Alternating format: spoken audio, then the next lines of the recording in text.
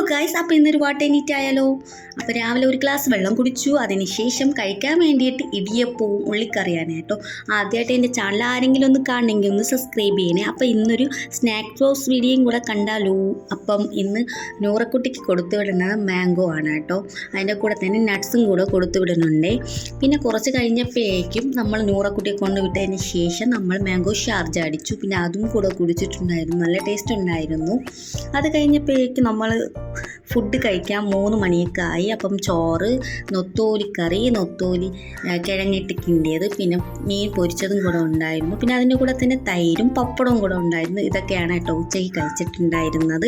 രാത്രി ആയപ്പോഴേക്കും കഴിക്കാൻ വേണ്ടിയിട്ട് പെരുന്നാളൊക്കെ അല്ലേ, അപ്പം കിട്ടി കുറേ ഇറച്ചിയൊക്കെ ഉണ്ടായിരുന്നു. അത് വെച്ച് തന്നെ ബീഫ് ബിരിയാണി ഉണ്ടാക്കിയിട്ടുണ്ടായിരുന്നു. അതിൻ്റെ കൂടെ തന്നെ സലാഡും പപ്പടവും കൂടെ ഉണ്ടായിരുന്നു.